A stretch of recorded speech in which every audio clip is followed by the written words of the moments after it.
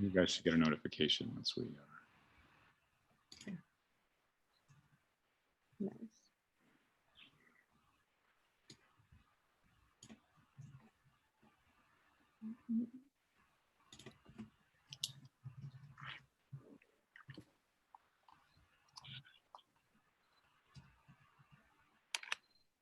Okay, so we are live now. We haven't yet shared the link, but it's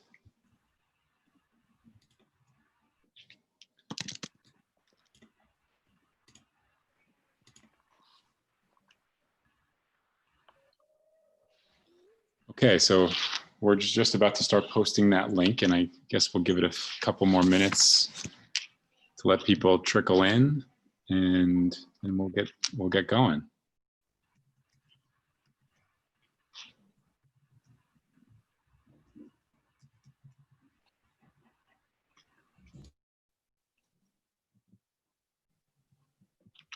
There's no Zoom version for like the pre-hors d'oeuvres.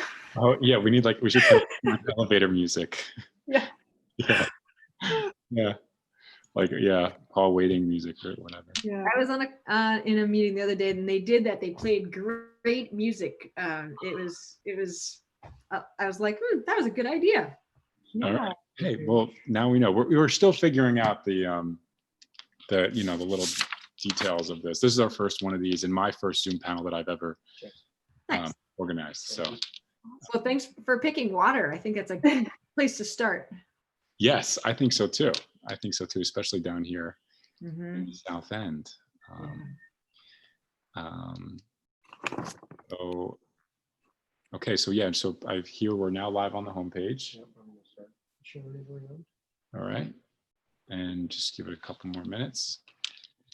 But so yeah, so just to just quickly talk about the format with you guys and anyone who's started listening. So yeah, we'll open up with introductions, and then I think we'll just start right off with the video of us at the Barge Canal, and then we'll kind of let that guide us into the rest of the conversation. Cool. All right. Nice and straightforward. Yeah. Yeah. Like it. Okay.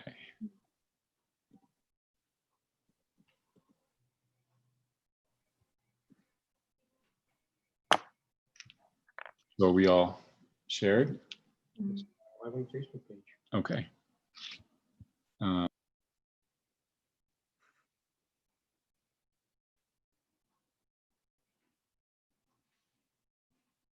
Okay. All right. Well, I guess we'll go ahead and get started then. So this is both live, and then we're going to, I just see we have Megan here. Okay. Ooh, good timing. Okay. I think she was, hey, Megan. Okay. Yeah. Sorry, I didn't see you in the waiting room. I don't know how long you were there for. Okay.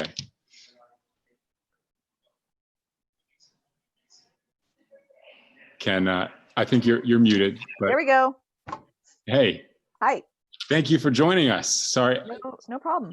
Sorry if you were in the waiting room. I didn't see you there. No, I just got here. I had to pop upstairs to check on kids and houses. So.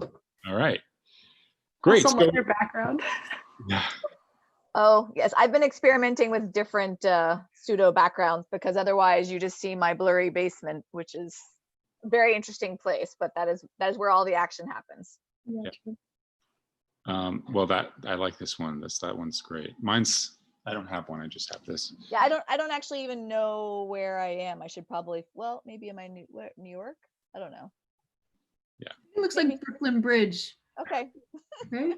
I should probably cross-reference to figure out where I am. All right, so we're live. So I guess we'll go ahead and get started for anyone who's watching. And so this is live now, but we're also going to post it later, so people might be watching it later as well. So I just want to quickly thank all of you for joining us on this panel. This is our first panel of this campaign. And I should just point out, I'm Jesse Warren, running for state representative. And And this is our first kind of issue panel that we're doing. And I'm so excited to have you guys here talking about this issue of cleaning up our lake. I'm so grateful to all of you for being here, and for Jane for kind of guiding this and making it happen. So I'm just going to quickly point out who the three of you are who are on the call, and then we're going to jump into the video of Jane and I at the Barge Canal, and then maybe we'll go into a conversation from there. So we are joined today by, first of all, Councillor Jane Stromberg, who graduated from UVM with a degree in environmental science with a focus on water quality, and currently serves as the Ward 8 City Councillor in Burlington. Thanks for being here, Jane.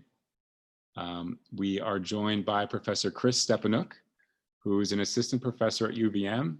She is the extension leader for the Lake Champlain Sea Grant Program, extension assistant professor of watershed science, policy, and education, and is chair of the board of the Citizen Science Association. So thank you so much for being here. Thanks.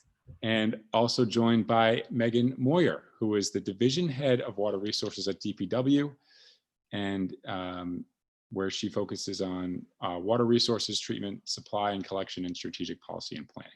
So we have really a powerhouse panel here. This is going to be a really interesting conversation.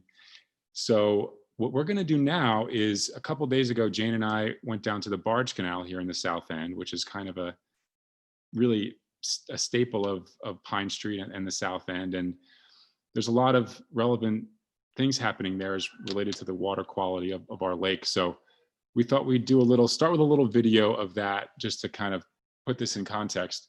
I want to apologize in advance if the video is a little bit choppy. It's a little bit weird, I guess, playing YouTube videos through Zoom, but we're going to do our best and try it out. So here we go. Just give me 1 second here. Okay.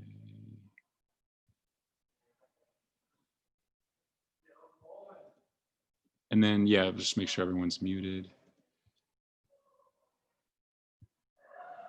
Okay.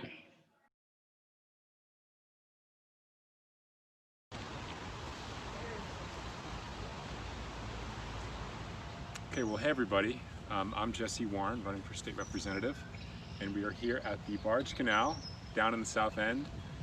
A really beautiful place, I think. It has a history that is not necessarily beautiful, but I think when you come down here and you see how nature is coming back to life and really renewing itself here, it is really a beautiful place to be and to see. So we're here today with Councillor Jane Stromberg, who is really a leader on clean water, on addressing the climate crisis. Jane was recently elected to the Burlington City Council after this recent election, and she's so happy to have her here with us today. And she's going to talk to us a little bit about the Barge Canal as it relates to clean water and cleaning up our lake. And then we're going to go into the panel after this. So with that, I will hand it over to Jane. All right, thank you so much, Jesse. That was a very nice introduction. So yeah, we are here currently at the Barge Canal. It's a beautiful day. This area has a lot of geological history as well as social and economic history tied to it. So like 15,000 years ago, this entire area was covered by like 500 feet of ice, and there was a huge lake when that ice kind of started retreating. There was a huge lake, Glacial Lake, Vermont, and then when it retreated north of the St. Lawrence, it became the Champlain Sea. In all of those processes, there was a lot of like geological like sorting of sediments, so there's a lot of sand and clay in here. So just last year I was in here and we were taking core samples of this soil, of this whole entire, like all the way down the Barge Canal, and when we pulled up those core samples, we found, yes, sand, silt, and clay, but we also saw a lot of sawdust.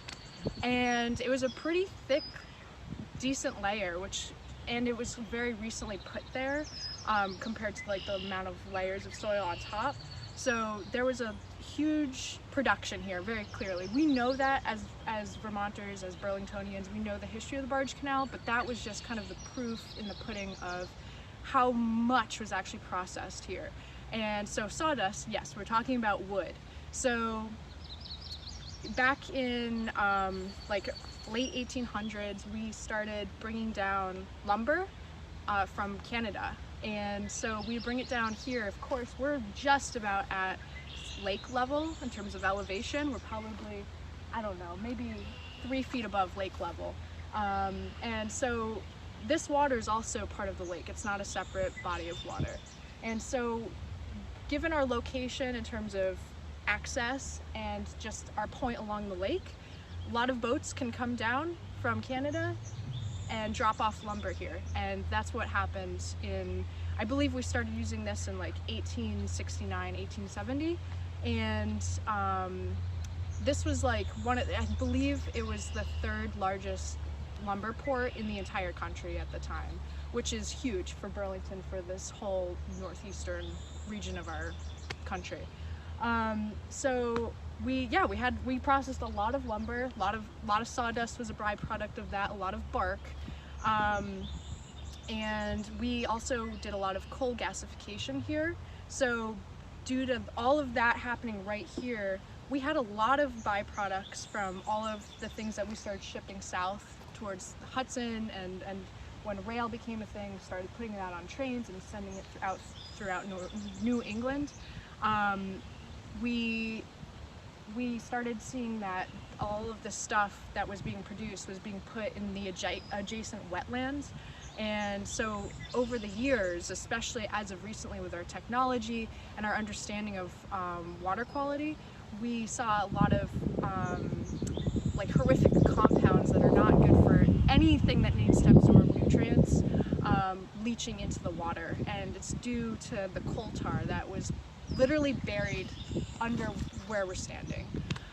So right now it looks like this beautiful wetland, and it is. It's 38 acres of health and regrowth, but it's still a super fun site. It's still a brown field, and no one, I can't call the shots here necessarily, but no one should ever build on this piece of land because it is so beautifully growing now, and it's a good example of what we can do as a city and as a group of people that understand the importance of mitigating these types of pollutants. And yeah, now we're seeing regrowth and new species of flora and fauna coming up through this area. So yeah. Thank you, Jane.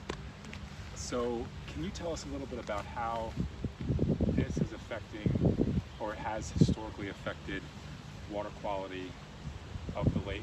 A little bit more? Do you think you could speak to Yeah, that? absolutely. Yeah. So the coal tar, as I mentioned before, has incredibly awful byproducts as it kind of decomposes or disintegrates, basically.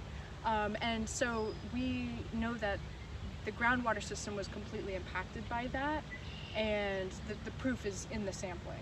And so what happened was recently the EPA stepped in and said that there needs to be better mitigation where we actually block off the contact between where things are seeping in and where it had been going. So there was that put in place. Whether that was working 100% is kind of a little wonky because we know that this is still leaching things into the lake.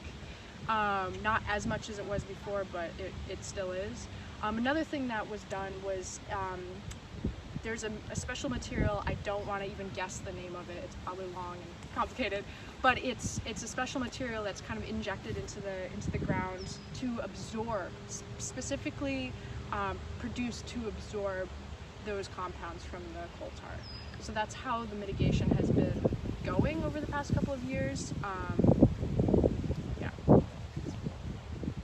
It kind of seems to me that basically this site is a relic of a time when people thought nothing about how the things we were doing to, you know, create more industry and build business, thought nothing about how that was affecting water quality, the soil. And so this is kind of a memorial to a time when that didn't matter at all, and we're still dealing with the effects of that, it sounds like. Absolutely, that you're right on the money with that. I think that, you know, that whole industry is, you know, that fueled the Burlington economy. That was what made us kind of boom during that time, and you know, we were really leaders of you know, kind of having that northern import so easily accessible. So no one was thinking about the byproducts at that time, and we were just rushing to become, you know, this global superpower. So that was the priority. And you know, as you can see, like, we have smokestacks along the waterfront, as you know, when you're out and about, and that is the memorial of what we moved from. And it really does show that it's possible to kind of learn from I won't call it a mistake, but our mitigation efforts and our preventative measures were not in place, and that was the mistake. And I think there's always a better way. So this is a great example of that, and it's a great example of what people understanding the issue can do to actually make it better.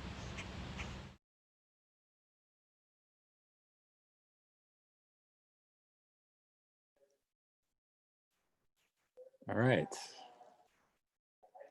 So we'll hop back in now. To answer your question, Okay. I think it's a benthic clay cap that they put on most recently, which the coal tar that was leaking up through the benthic clay, rather than just being like a static cap of sand, actually binds and holds on to the material to keep it from leaching further.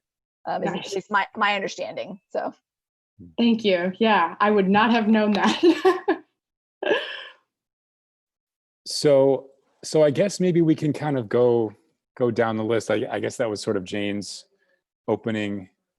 Unless you want to add any thoughts, Jane, and then we can maybe go down the line. And if anyone has kind of thoughts or wants to take it from there about kind of how that applies to water quality and your perspective on that. Yeah, well, Maybe, yeah. I wanted watching my own video, and another thought came to mind about the Barge Canal in particular. That site was put on the list of like first priorities for the national kind of mitigation program. It was decades ago, but that just kind of proves how serious that was. So there's a lot of history there, but a lot of the unfortunate inputs that we have going into the lake cause a lot of environmental and social economic issues for Vermonters. And yeah, we could just talk about that or whatever. You can always keep going, but whoever else wants, if anyone has any thoughts on that. Yeah, I think that's a really interesting direction to go. I'd love to hear Chris's thoughts and then Megan's thoughts too, kind of leading out of that video. Yeah, just kind of where your thoughts were. Yeah, so one of the things that I'm reflecting upon has to do with wetlands and Burlington, and thinking about flooding. So it's not water quality so much, but water quantity, and how we are using the land and what it is able to do for us, and thinking about Burlington as well as Lake Champlain more broadly. And Burlington, the waterfront is a lot of fill. You talked about that in terms of the sawdust, but even the waterfront park is fill. And so in historic times, it would have been wetlands and able to use up nutrients. So thinking about water quality that we see in Burlington and to the northeast, especially with cyanobacteria blooms in the summertime when it gets warm, and the role that wetlands can play to help absorb and use nutrients to grow the plants that are there, or to slow down waters that are coming off the steep hillside in Burlington. And I know Megan and the folks in Burlington are working diligently to have installations of what are called green stormwater infrastructure, or using nature to help treat and slow down water that's running off during storms so that it isn't getting into the lake and it's sitting on site in beautiful rain gardens or pervious pavement or in rain barrels where people can use that water to water their gardens. So thinking about how we're being proactive in today's world to kind of make up in a sense for what we've filled in the wetlands that are used to historically be in Burlington and other places around the watershed. Yeah, I mean, I'd like to chime in. I think that's a really great point, Chris. It's challenging in Burlington. It's like, I always say stormwater isn't the problem. The rain that falls from the sky is not the problem. It's what we've done to the landscape. And in order to do what we want to do and drive our cars and have houses, we've covered the sponge of the earth with hard impervious surfaces, which causes runoff. And so the difficult job of me and my team is trying to find the little sponges that still remain in Burlington, or create new sponges if we have to, or even sometimes go underneath the impervious and use the sponge that is still remaining underneath the ground to soak up the water. And that's one of our major strategies in dealing with our combined sewer overflow problem, is to literally let the water not get to the pipe and get it back into the ground where, you know, she's happy and she can travel to the lake in a slow manner. So it's very challenging in a place like Burlington where we are very urbanized, but there's the strategy that a lot of urban places like Philly and New York and DC are using to try to tackle both climate change, you know, the more frequent storms, as well as just to slow the faucet of both runoff causing combined sewer overflows, as well as pollutant-laden stormwater runoff, which causes the more chronic problem of cyanobacteria blooms because of excess nutrients in the water. So it sounds like, and one of the things I'd like us to be able to do by the end of this panel is really, for people who know nothing about this issue, really be able to have the average person be very clear, okay, these are the very specific problems, and these are kind of what we can do to, the things we can do to try to address them. So it sounds like we're going into this, from my understanding, it sounds like we're going into really the first problem, and I would love for you guys to clarify if I'm right about that even, but it seems like really the first problem is this, it's the runoff, and it's the how that relates to the overflows, or and dealing with that sounds like that's one of the core problems here, right? Would you agree with that? Or I mean, I would say, and I don't know if you want me to share my screen, I've got slides to show. Yeah, that would be great. That'd be great. Yeah. As far as the challenges, like I think our biggest challenge, we certainly still have in Vermont, a couple of Vermont towns have combined sewer overflow problems. Those are challenging. Sewage, untreated sewage should not go into the lake. Where we're at now compared to where we were in the 80s and 90s is in a much, much better position. And they're kind of two different problems. Like sewage in the lake with the bacteria is really more of an acute problem. You know, it happens. And yes, there is a time period where we recommend that people not swim because of the possibility that they could come into contact with bacteria. The other problem, the other flip side, is this really long-term chronic problem, which is much harder to fix and is going to require a lot of people getting behind, which is the issue of excess nutrients going into the lake, which is causing the cyanobacteria blooms, which is going to be a much more difficult challenge economically and whatnot for the state of Vermont, in my opinion, than the combined sewer overflows, which we are still chipping away at because yuck, but the phosphorus issue is really the biggest issue. And let me see if I can get this screen share going. Let's see, share. Can you see that? Yep. Yeah, so this is a great slide from the Lake Champlain Basin program that just looked at the sources of phosphorus, because it's kind of still, it's out there that it's like the wastewater treatment plants, they're the problem. And the fact of the matter is they're a very small percentage of the overall amount of phosphorus that gets into the lake. It's about 6% of the total amount that gets in. So while it's kind of easy, but not very cheap, to go after the wastewater treatment plants, because you can just go to the end of the pipe and grab it, right? So it seems a logical place to go, but you're really only doing one thing. You're just grabbing phosphorus. And from a cost benefit perspective, that's one of the things that Burlington's struggling with, is like, should we be spending a gazillion dollars to just get this one thing at the end of this pipe, when maybe we should be tackling a lot of our other water quality problems? Because the big thing with this graph is when you look at the load from developed land, so from a place like Burlington, impervious surface, it's 16% But when you look at it as compared to how much of the total land mass there is in Vermont, the amounts that it's per area, so like the amount of phosphorus that comes off on an acre to acre basis, developed lands is actually the worst. It's worse than agriculture. It's worse than wastewater treatment plants. And so it's an all-in, the phosphorus challenge is an all-in approach, but folks in cities can't be pointing at their wastewater treatment plants or at the agricultural folks and not be looking at themselves and looking at how they need to be managing their own stormwater in their own communities and even on their own properties. So, you know, this graph to me tells the big story of why we need leaders to make sure that everybody is doing their part and that we're getting funding out there so that all these different sectors can be doing their part. Playing off of that, one of the things that I think is important to know is that Lake Champlain, the drainage area that reaches Lake Champlain is huge. It is 19 times the size of the lake itself. It spans from Saranac Lake on the west to Cabot, Vermont, down to Rutland, up into Quebec.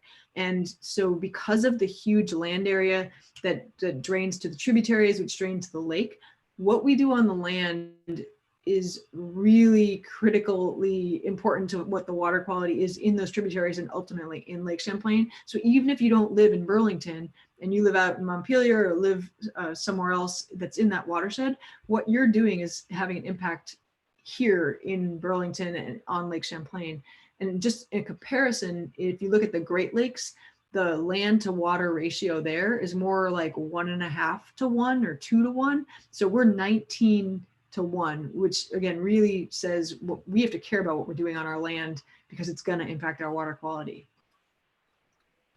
Going to be extremely magnified, which is also why Burlington needs, I think, to be in favor of a statewide solution. There's been conversations at the legislature about statewide funding that is using money and going after the most cost beneficial practices. Because we need the whole state to be doing things. We can't just have Burlington, you know, we could raise our stormwater rates and do everything we could here in Burlington, but we need everybody else to be playing a role as well.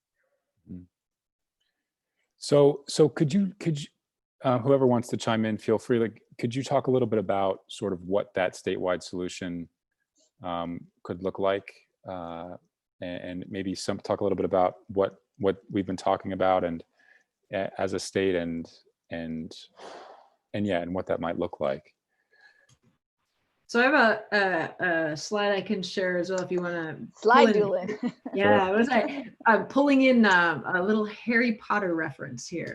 Let me.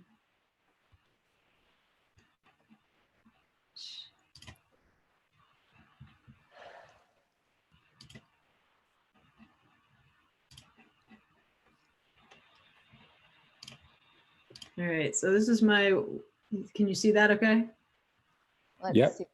Okay, so my Harry Potter reference is wand. And so the state back in 2016 developed its own Clean Water Act. There's a federal Clean Water Act that came in 1972 that did a lot to clean up point sources of pollution, so things coming out of pipes.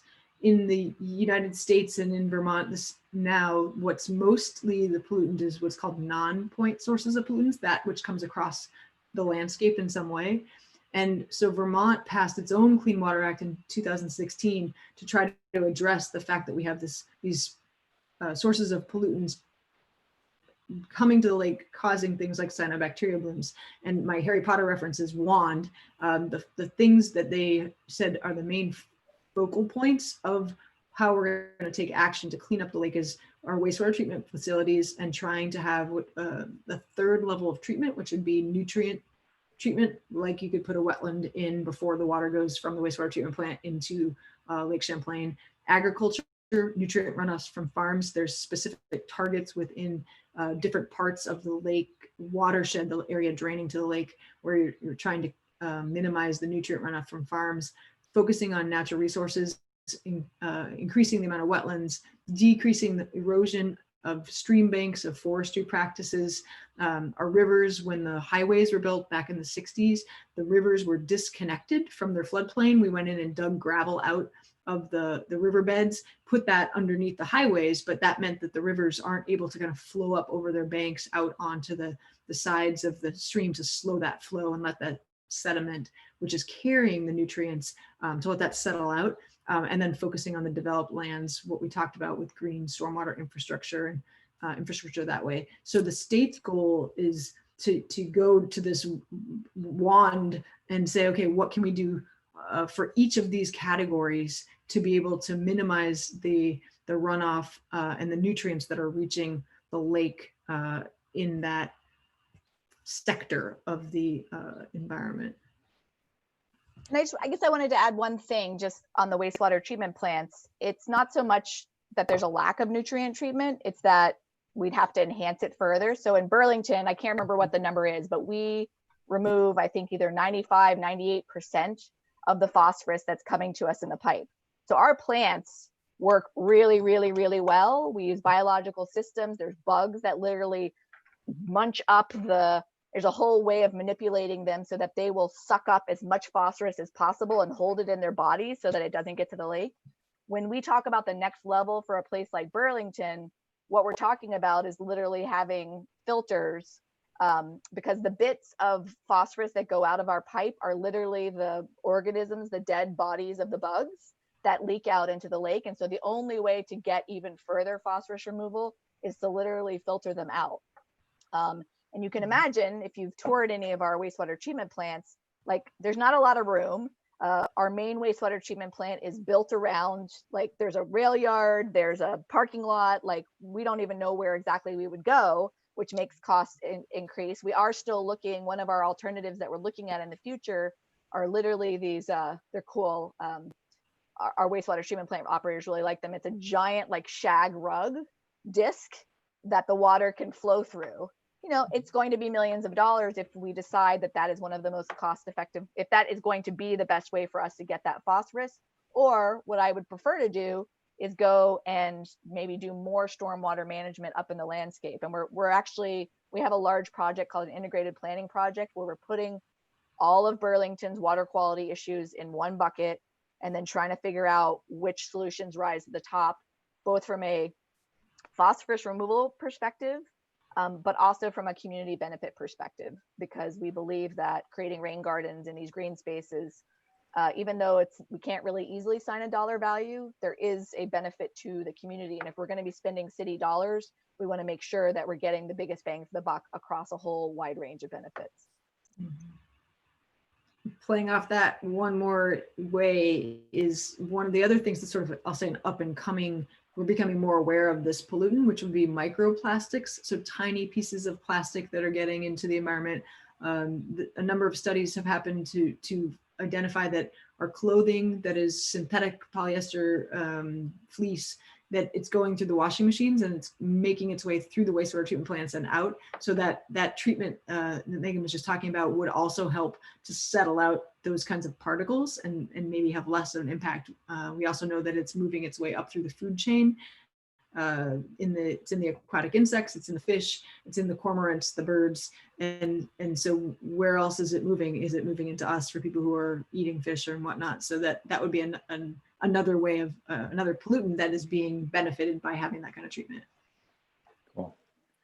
Folks can also attack it at their own house. I mean, there's a technology I think called a Coraball, which you can put into your washer that collects these. And that's one thing we like to stress. Like, we do our best at the end of the pipe, but there's a lot of things that people can do, like not grinding your food. Like, people should be composting any food waste and not putting it in a garbage disposal, because all that food waste increases biological oxygen demand at our plants, and it also increases nutrients. So folks like to say, oh, the city needs to do this, the wastewater treatment plant needs to do this, but folks need to remember it's our system. And if we abuse it, if we put paper towels and grease down the pipes, you're going to be clogging your own system. So I like to try to remind people to have responsibility, personal responsibility for all of these issues that we're talking about, because we can't do it alone. If folks just put whatever they want down the toilet, it causes major problems for us. It's come up a lot with the COVID situation with the disinfectant wipes, and Yep. nothing is flushable, right? The only thing that's flushable is what do they say? Poo and toilet paper or whatnot. So the Three disinfectant wipes. Ps. Yes. Home, right. Remember the 3 Ps, which even if you have a kiddo, you can tell them they cannot put anything else down the toilet. We fortunately haven't seen too much additional clogging, but I know of some facilities across the nation, giant balls of what we call rags, which is either paper towels or, I mean, people, they do weird things, like people flush t-shirts. I don't know what people are doing in their bathrooms, but we see a lot of things that come through the pipe. Not good. No. That was perfect.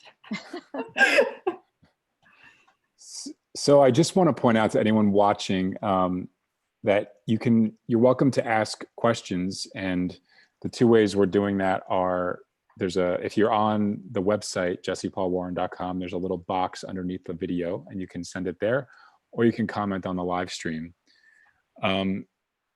So I thought maybe we could take it, Jane had mentioned this earlier, kind of how this is impacting different communities. I think you're going to go, and I think that would be a good thing for us to kind of think about a little bit here too. Yeah, one thing I do want to point out too is, we're talking about the influx of pollution. I think we should maybe mention, like, one of the biggest things that we're dealing with as Vermonters, and I know New York is having this issue as well, is actually the cyanobacteria that was mentioned. And Chris, I've learned so much. I've learned from Chris, so you can catch me if I'm wrong on any of this, but yeah, no, we are seeing this influx of harmful algal blooms in the lake itself, and there are different types, around the world. We see different types of water, freshwater and saltwater, having different blooms. But overall, they cause extreme harm due to their toxin production. And this affects a lot of the organisms. It affects the food chain, as was mentioned before. And in our lake specifically, we're seeing the blue-green algae blooms, which is cyanobacteria. And, it's classified as an algae because it photosynthesizes. So it's a small microscopic bacteria, and the problem with that is, I hope you can't hear that. There's a bug buzzing outside my window. I'm sorry. So the problem with cyanobacteria, though, is that it can multiply extremely rapidly, and it creates this kind of visible floating colony, kind of like the surface scum that we do see, that is this kind of blue-green. It's been said that, like, it looks like green paint has been, like, kind of thrown across the surface. So it's very noticeable. And the cause of this is the increased nutrient content of the water, and the water and air temperature actually rising over time. And so we do see on those extremely hot days that blooms are pretty prominent, and we see that beach closures are getting to be pretty common. And so, this has lasting tendril-like effects in terms of our social, economic, environmental, kind of sustainability categories. So, for instance, like, we're seeing a lot more, and Megan, of course, would know a lot more about this, but an increase in the cost for water treatment. There's a decrease in, like, the tourist industry. People can't swim. We're not going to see a lot of people trying to go to the beach in the summer in Burlington and support our local economy and that kind of thing. So, and that is really taking a hit. We've heard the governor talk about that multiple times. And there is truly, there is a harm to the fishing industry. It's killing a lot of organisms, that they're not having a very productive kind of environment to multiply and grow healthily, and therefore we're not getting the fish we are getting they're not as healthy as they could be, and we're getting a decreased amount of that.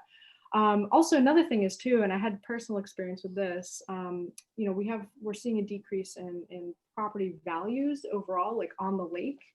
And I don't know economically what the specific trend is in certain towns across, along the shore, but what I do know is that there are, and this had been a personal conversation I had with somebody when I was working for an environmental and consumer advocacy group, I actually would canvassed a house that was on the shore, and the people who occupied the house were Quebecois that came down from, this is their second home. They're always looking forward to coming to Burlington for the summer. You know, they bring their friends and everything. It's beautiful. I mean, really cohesive, wonderful setup that they had there, but they were so distressed because they kept saying that they're getting all the alerts to not go into the water, and that's why they're there.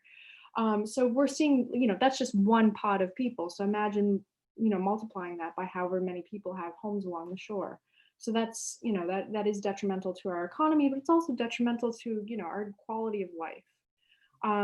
And so we're also seeing, and this kind of goes into a whole other aspect of human health, but, you know, we're seeing an increase in medical expenses regarding anything having to do with the lake. So the overall impact on human health is that the toxins produced by the cyanobacteria, there is this correlation. A lot of studies have been done around the country, and Chris, you could probably speak way better to that than I can, but that, you know, it causes neurodegenerative diseases and kind of motor neuron issues in the human body. And I could get into the specifics of that, but we don't necessarily have to go that far. But this just all calls the question of, you know, who's accountable, who's responsible, and you know, a lot of the causes for the cyanobacteria blooms is sewage, groundwater issues, and agricultural runoff. So those are huge categories that we need to focus on as Vermonters, and hopefully pull in surrounding states into that conversation. One of the things Megan talked about earlier was the percent of nutrients getting into Lake Champlain. So in the Lake Champlain watershed per unit area, as she said, it's more phosphorus per unit area for developed lands. But because there's so much agricultural land, there's a lot of the nutrients coming in from the agricultural lands, as well as the forest and the urban areas, as we talked about. So there's a lot of different sources. There are toxins that are associated with the cyanobacteria blooms that come and go. And the studies that have been done around the diseases are pretty controversial. So you could walk down the street and somebody would say, no, we don't believe those. And so I think we know it kills dogs. We know it can be cause irritation, skin irritation. It can make people ill, have intestinal problems. And then I think depending on who you talk to, the jury may still be out on if it causes the neurodegenerative diseases or not. So it's a challenging one. It is, yeah. I feel like it's so important to mention anything that has to do with that, though, because it's all like, if you don't know, it's still just to be preventative. And yeah, but we are working with the program I work with, Lake Champlain Sea Grant. We can't do it this year because of COVID, but one of the things we're exploring is, are people understanding when beaches are closed or not? And are they understanding why they're closed, if and when they are closed? And particularly people who have English as a second language, are they aware of the signage, or are they aware of the concerns about swimming in contaminated water, or eating fish, or having their dogs even go in and being contaminated from them? So that's something we'll be exploring next summer through surveys of beach goers, we hope, and trying to understand what we can do better for outreach, so people do understand the risks of going into the water or having their pets swim in the water, so we can protect the pets and the people as well. Yeah, I mean, the cyanobacteria stuff is by far the scariest or most challenging. I mean, we don't like closing beaches when we have an issue with our wastewater treatment plants. But that again is an acute issue where there could be short durations of increased bacteria that are present at some of the beaches. But what's telling to me, and it is all one big lake, but a lot of the places where folks forget, so Burlington tests its public beaches for E. coli. A lot of the times the E. coli hits we get, almost all of the time, are on beaches where there is no sewage anywhere leaking into the beach. Though that E. coli is coming from stormwater runoff, from pet waste, animal waste, all that stuff. There are also the beaches where they have high inputs of phosphorus from these stormwater outfalls. We have, I forget if it's 102 or 170 stormwater outfalls all over Burlington. That's stormwater that is not getting treated. We used to actually have a more fully combined system where the water was all going to the wastewater treatment plant and a lot of it was getting treated. But in the 1980s, because we were trying to avoid and reduce the amount of combined sewer overflows, we actually separated a lot of our system. And so now, as a consequence, we have many, many stormwater outfalls where the water goes right in the drain, right in a pipe, and right to the lake with zero treatments. You know, so that when folks talk about what are we going to do to fix the combined sewer overflow problem, why aren't we separating our sewers? It's really complicated, and nobody that I know has enough money to dig up all of the streets in Burlington with all of the utilities, to put in new pipes, and to put in the stormwater treatment that would be necessary to make sure that that first flush is actually getting treated before it gets to the lake. We could very likely, you know, bite ourselves in the butt if we just started separating everywhere. And sometimes I wonder about the approach that we took in the 80s. Had we increased the capacity of our wastewater treatment plant even further and treated more, which we did do in the 80s. We actually did expand the treatment at the plant. Burlington used to discharge 170 million gallons a year of combined sewer overflow into the bay. So that was like in the late 1980s.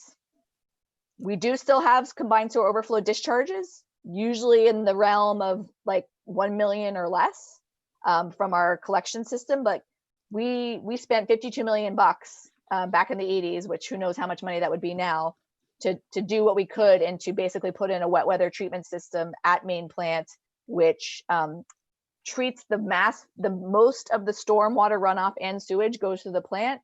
The larger storm events get the best treatment they can, and then they get disinfected because, again, the issue is the bacteria. The recent overflow or spill that we had that was $1.4 million was the result of the disinfection system at main plant, which is 25 years old, which we just opened bids last week. And we're going to be spending $2 million to upgrade that particular system at main plant and the other systems. And there was a failure of the equipment, which I could get into, but it was a really weird one that was a head scratcher for a little while, but we think we've figured out what happened and how to prevent it from happening until we can replace the system later this year. So that was a really long-winded answer, but I just want to let you know, as a water quality professional, like the cyanobacteria, that worries me more, frankly, than E. coli at beaches. You know, I get more worried about that with my kids than I do about potentially high E. coli. And I don't have the answer because, as I said, Burlington can do everything. And unless the entire Winooski Basin gets with the program and tackles their dirt roads and tackles, you know, puts every single practice they can on a farm field, and goes to the downtowns where there is more urbanized development in some of these smaller towns and puts in practices, like, we're going to get the full force of all of the negative impact, unfortunately. There's a program that homeowners can work with called Blue through Salix Solutions, and they're doing home site or business site land site assessments, and they're still doing it in masks, socially distanced this summer, to give people ideas for what they can do on their own properties to reduce stormwater runoff and to do things that can help to answer and address these problems. Yeah, and periodically we've worked with Blue, and we're going to try to do that in the future to actually make grants available so that they actually recommend something, and then we had gotten grant money in the past from Lake Champlain program to then provide grants to people to implement those practices on their property, because we know not everybody's got, you know, free flowing cash to be putting in a rain garden or gutter or green barrel. That's awesome. So we could talk about, there's so many directions to go here, and I want to ask so many questions, and it could easily become a 5-hour panel. Because we don't have unlimited time, I do want to, before we get to a couple of questions from the audience, I do want to see if we can talk a little bit more about the agricultural aspect and sort of, I had a conversation with Jane, and she explained to me some of the issues and how it relates to the fertilizer and what possibly we could do to help farmers. The way Jane put it is help farmers help us. And so I'm just curious if one of you wants to talk more about that aspect as well, to help kind of clarify that. I think I went a different direction, but Jane was there, so I'm gonna throw it out. So Jane and I had the privilege of going to the Netherlands 2 years ago, and one of the places we visited was actually a wastewater treatment plant that was turning their wastewater into fertilizer that they were then marketing and selling other places. And so they were exporting that phosphorus from the watershed where it was being developed and selling it. And so it was a commodity that they were able to create a slow release fertilizer that could be used on certain places. They had restrictions within the Netherlands. They actually couldn't even sell it within the Netherlands because it was not allowed, because it was human waste. They couldn't put it on certain grounds, and that's true in the United States as well. But where I was thinking about is, if there was biodigesters that could be used for manure from a dairy farm, where you could create something similar and create a fertilizer that could be a commodity, and to export the phosphorus from the watershed, that could be an incentive. It's a little different direction from where I think you meant to be going, but I'll throw it out there.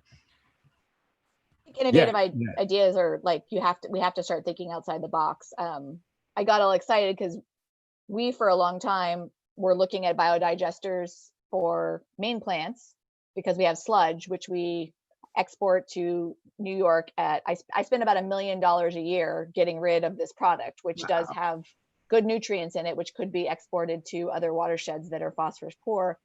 The challenge is, if you all have heard about PFAS, is that there's other chemicals that are coming into our plant that then lives in that sludge.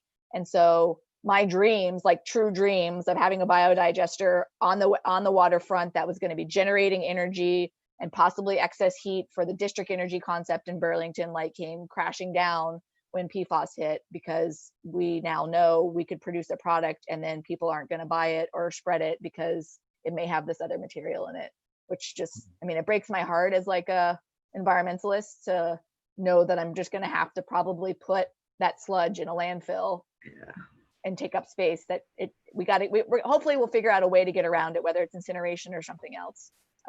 But that likely will come up at the legislature for a few folks.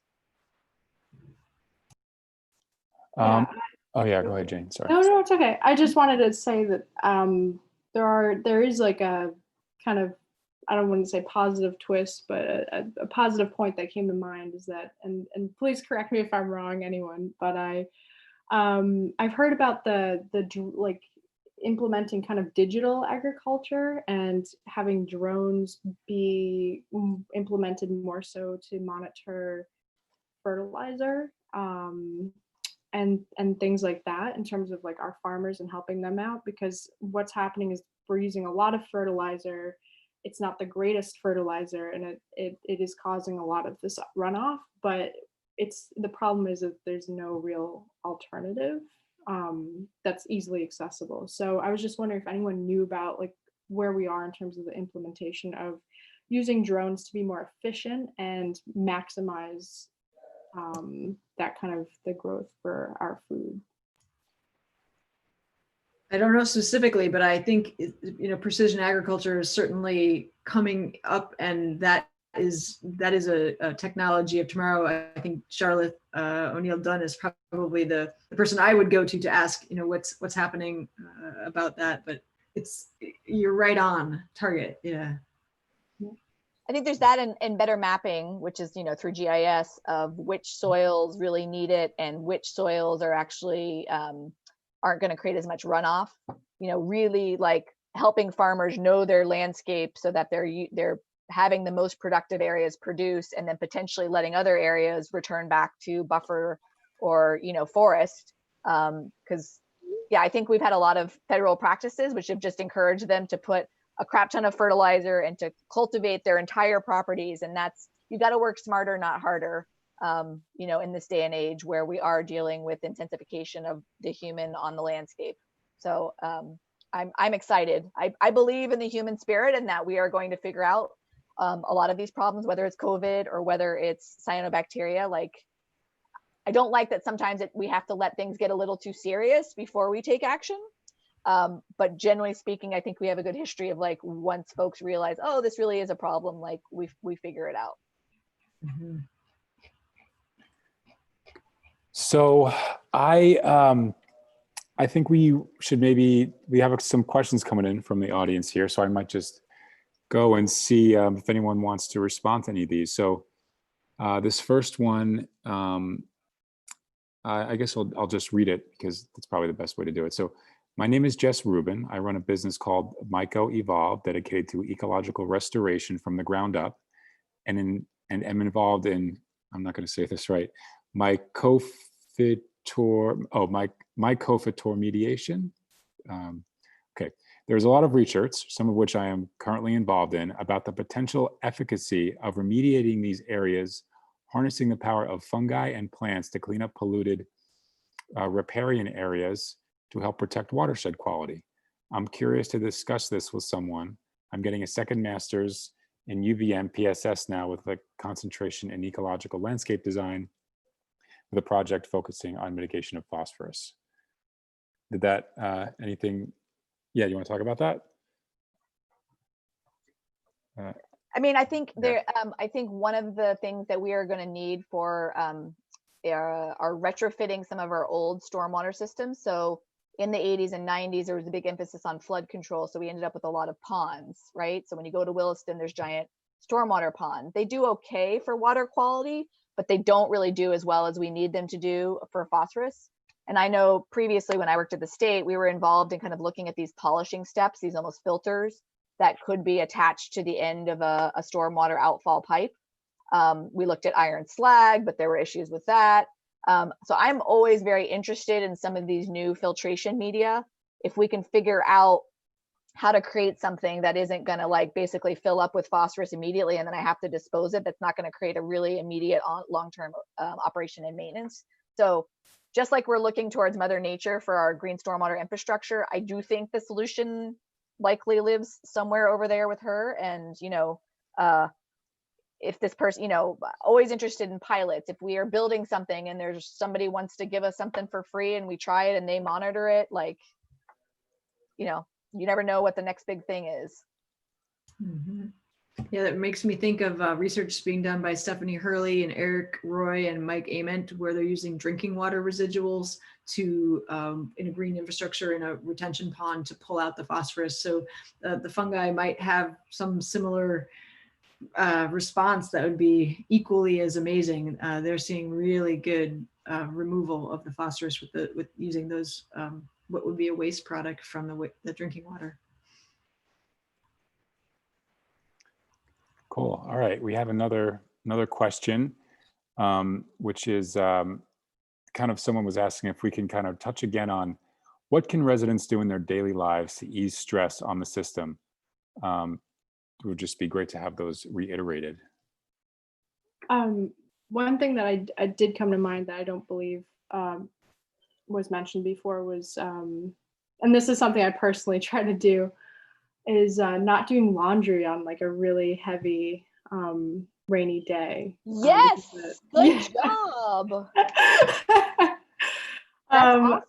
Yeah, because I understand that really does put a stress on it, and it's something that actually like it really commonly does contribute to a lot of the influx. Are you from you're not from Milwaukee, are you?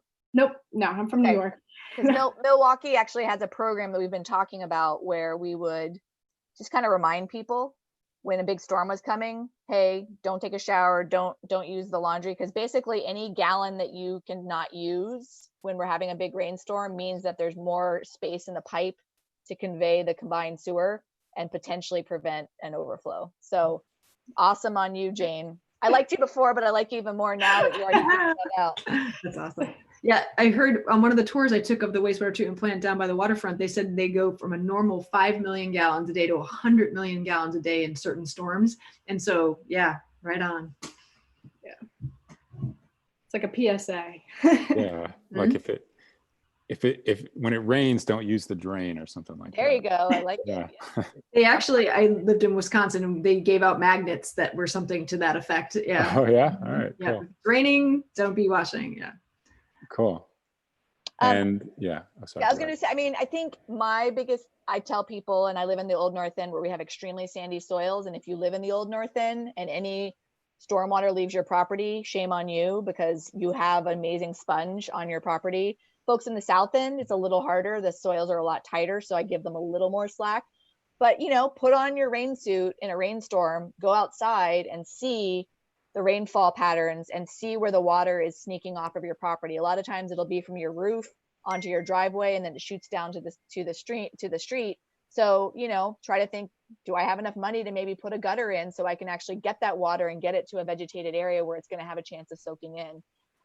If everybody just held back a little more water on their own property from a stormwater perspective, that would reduce flooding, and, you know, could potentially help prevent combined sewer overflows. So that's my big one, is get to know your own runoff. Mhm. Planting trees also is a good way. They are going to use up a lot of water, transferring from lawn to trees. And we're trying to promote longer grass cutting. We're researching it to make sure that this is a good advice. But so if you cut your grass to 1 inch, the roots are super short. And so there's not as much ability to infiltrate water into the ground because the roots haven't made a space. But if you cut your grass to 3 inches, the roots are longer. So there's more space for the water to go in. There's also associated pieces with it. If you let the clippings decompose on the lawn, you can build organic matter in the soil, and soils rich in organic matter can hold more water than those that don't have a lot of organic matter. So the campaign is called Raise the Blade. So the idea is people put their blades up to 3 inch length grass to be cut.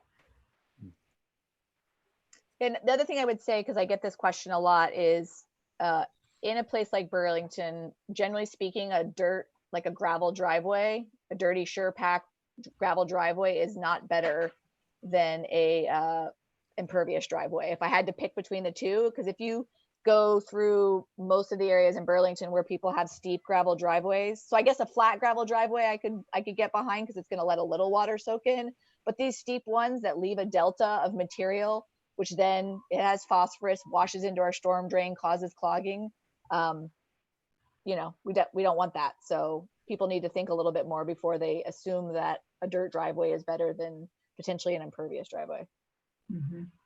Or just go pervious. You could use permeable pavers or grass pavers or the little strip driveway. We have a whole set of fact sheets on our website at DPW Water Resources that are stormwater friendly driveways and give people some ideas. Like if you're planning on having to rip up your driveway for other reasons, maybe take a look at that and see what other things you could be doing. Mm-hmm. If you're interested in seeing the green stormwater infrastructure in Burlington, there's a map as well for a Burlington stormwater tour. You can do it by bike or walking, or it's also a story map online for green stormwater infrastructure in Burlington. It's like there's like 40 different practices highlighted there.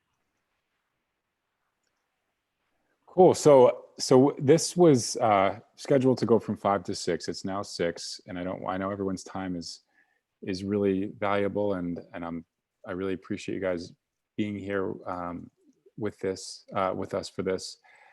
So I guess maybe we'll try to sum it up. If anyone has any last thoughts, kind of on how you might summarize the problem for people to know what they can do. I mean, we just talked about what we can do individually in terms of our kind of household habits in our own homes, but in terms of next steps for getting involved, in terms of talking to their elected officials, we'll just kind of, I think, maybe wrap it up that way, if you guys are okay with that.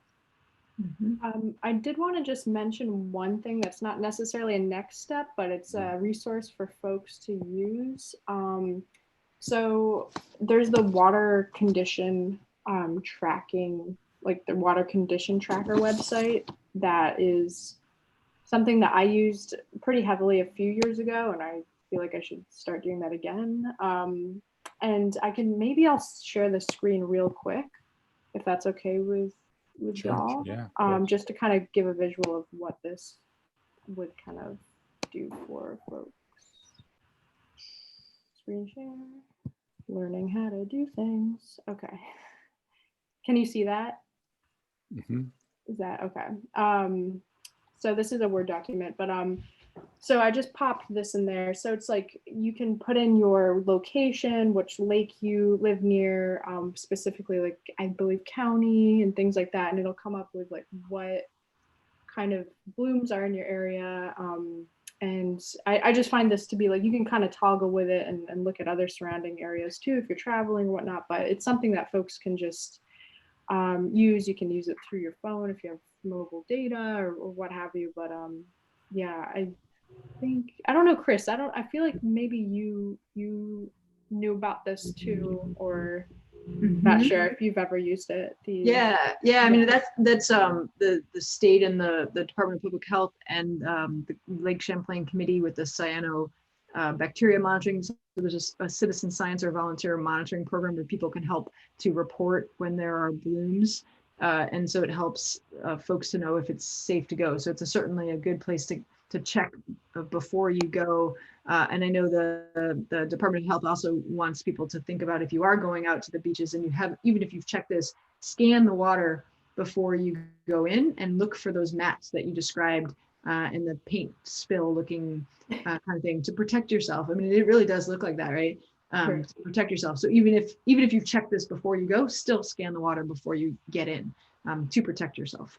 Yeah, it's a pretty handy little tool.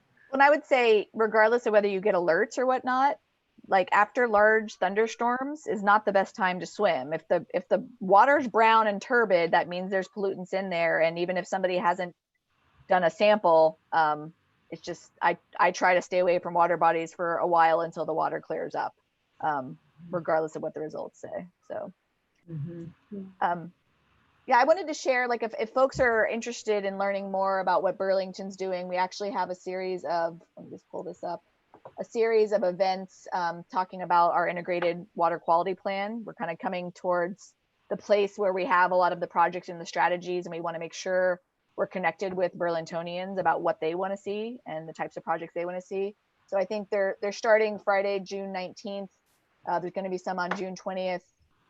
And then Tuesday, June 23rd, a series of, these Zoom events where people can dial in and learn more about what we have been doing and where we're trying to go, and then also engage with us with some polls and whatnot.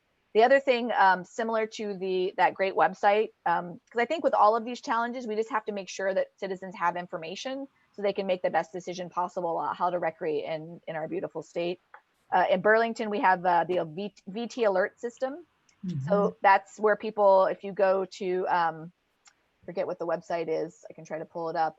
But when we have information about beach closures due to E. coli, cyanobacteria, when there's boil water notices because we've had a massive depressurization of our drinking water system, we're trying to get that information out to residents who have signed up. And in some cases, if it's serious enough, like a boil water, we'll use other techniques. But the more people sign up, the more we can keep them informed. Which I view as one of the most important parts of my job. I think it's burlingtonvt.gov /BTV-alerts. People can go there to sign up if you haven't already. And one other thing that I had thought of to add would be learn what was shared today and educate somebody else what you know, because that's the only way we're going to get it done is if people pass it on so that everybody understands. Yeah, I'd like to add to that this is a collective issue. This is something that, the water knows no borders other than watersheds. Water really doesn't know which jurisdiction it's in, who it's, which bodies it will flow through. This is something that is a collective effort. And I think that no one entity is responsible for all of the good things and all of the bad things that we've been seeing. So I think that it is, education is the biggest, possible fix, I think, for modern issues. And starts with somebody like Chris. Somebody like Jane, Jesse, Megan. Yeah. I think that's a good way to wrap it up, because I just want to say, not only am I really grateful to all of you for being here, but I just want to say thank you for the work all of you are doing on this. And it is a collective effort. And all of you are definitely leaders of that collective effort, and in your own way, and in all the things you're working on. So thank you so much.